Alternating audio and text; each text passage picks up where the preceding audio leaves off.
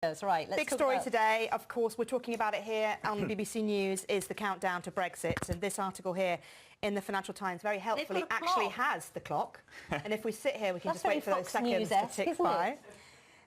What does City make of all this? All this kind of looking forward anniversary? What are you boys talking about and girls talking about in the City? I mean, what a waste of time, first of all. I mean, it's a year until, yes, until Brexit or whatever it wants. But is it a year of kicking the can down the road until we get to a situation? Yes, we've got a Brexit transition deal, but the Brexit transition deal really seems to be a case of, well, let's not deal with all of these big issues now. Let's wait a year and wait until we actually get to the real crux of it and then deal with all of those issues. But do you think there'll be a last-minute panic to try and solve some of the really difficult issues? Let's look at how Brexit has happened so far. It always seems to be last-minute panic. And I think the issue that we have here is that we have all of this situation with so many different parts to deals and discussions on this and discussions on that, but the big issues still are not being sorted out. For you, what are they? Because for each person, they're different issues, aren't they? Ireland is the biggest issue for Brexit in general. The Irish border issue is enormous. And really, that's still...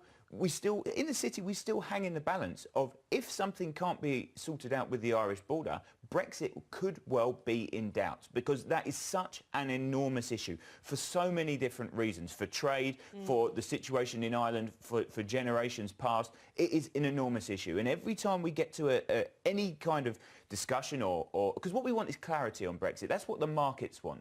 We want to hear that things are being sorted out, that there is clarity in these issues going forward. But what we get is there's clarity here, there's clarity there, but not on the big issues. Having said, though, all that you've said, and you have voiced your frustration on this programme many, many times since the UK decided to leave.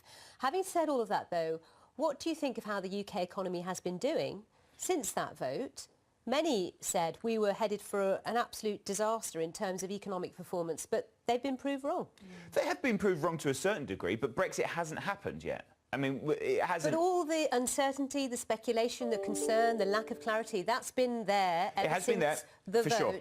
And many argue it's not necessarily about reality, it's all about perception, lack of confidence. Exactly. That is exactly right. And we're in a situation now where the GDP growth is there, but more importantly, we need to talk about how it affects people in their pockets. And wage growth, we only saw just last week that wage growth in the UK is moving higher, which is a positive news story. And I don't want to be that person that says despite Brexit, because that's not necessarily the point. OK, James, always good to have you on. Thank you very much to James Hughes there.